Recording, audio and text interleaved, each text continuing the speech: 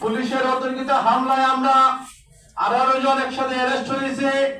Arrest হওয়ার পরে যখন নির্বাচনের 3 দিন আগে আমাদেরকে জেলে পাঠালো, তখন ইলিয়াস ভাই, আমি, জালাল ভাই সহ আমাদেরকে সেলের মধ্যে পাঠালো।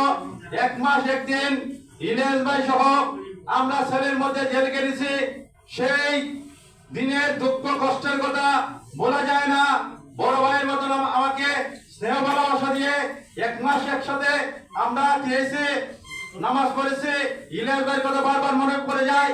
এরপর যাই আমি বক্তব্য রাখার জন্য অনুরোধ জানাবো জেলা যুবদলের সাবেক ভারপ্রাপ্ত সভাপতি, আন্দোলন সংগ্রামের পরিচিত নেতা জনাব ফজলুল আলম ভাইকে ওনার মূল্যবান বক্তব্য রাখার জন্য অনুরোধ জানাবো।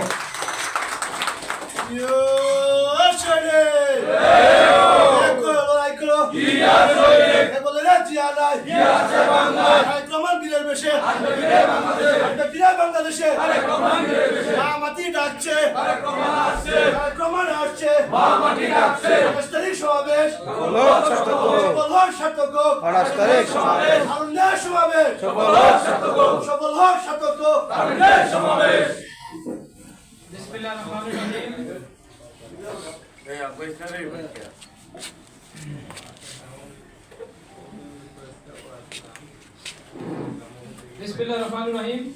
বাংলাদেশ জাতীয়তাবাদী যুবদল হবিগঞ্জ জেলা শাখা কর্তৃক আয়োজিত তারুণ্যের আগামী 28 তারিখ তারুণ্যের মহাসমাবেশের প্রস্তুতি সভার সম্মানিত সভাপতি এবং সঞ্চালক সহ জেলা নেতৃবৃন্দ এবং বিভিন্ন থানা ইউনিট এবং পৌর ইউনিট এবং বিভিন্ন জেলার বিভিন্ন ইউনিট থেকে আগত নেতৃবৃন্দ সবার প্রতি আমার সালাম। আসসালামু আলাইকুম। সম্মানিত নেতৃবৃন্দ, আপনারা জানেন আমি দীর্ঘদিন কোথায় ছিলাম। আমি দীর্ঘদিন 4 বছর 2 মাস এই ধুলিয়াখাল জেলের প্রকোষ্ঠে ছিলাম। এই হাসিনা আওয়ামী সরকার আমাকে 30 বছরের সাজা দিয়ে যেভাবে জেলের মধ্যে আবদ্ধ করে রেখেছিল আপনারা সবাই জানেন। আমি দীর্ঘদিন জেল খেটে বের হয়েছি।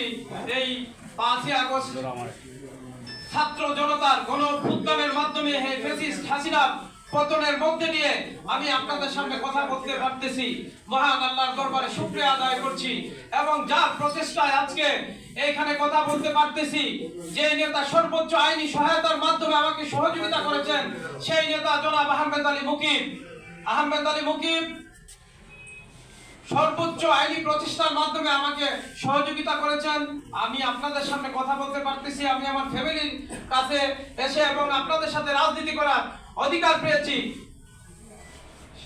সেই নেতাকে ধন্যবাদ জানিয়ে এবং আপনারা যারা এখানে এসেছেন, আগামী 28 তারিখে সবাই সুন্দরভাবে সুশৃঙ্খলভাবে 28 তারিখের প্রোগ্রাম যাতে আমরা সুন্দরভাবে সফল করতে পারি, সেই প্রচেষ্টা প্রত্যেকে মনের মধ্যে ধারণ করতে হবে এবং প্রত্যেকটা থানা এবং পৌর ইউনিট এবং জেলা ইউনিট আমরা যতগুলো ইউনিট আছি সবাই আমরা যেন সারিবদ্ধভাবে সুন্দরভাবে হবিগঞ্জ থেকে একসাথে রওনা দিয়ে ঢাকায় গিয়ে প্রোগ্রাম সফল করতে পারি, সেই লক্ষ্যে আজকের এই প্রস্তুতি সভা।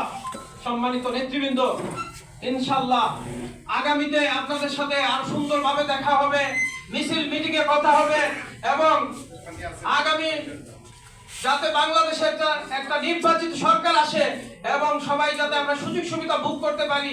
দীর্ঘদিন আমরা কষ্ট করেছি, মামলা খেয়েছি।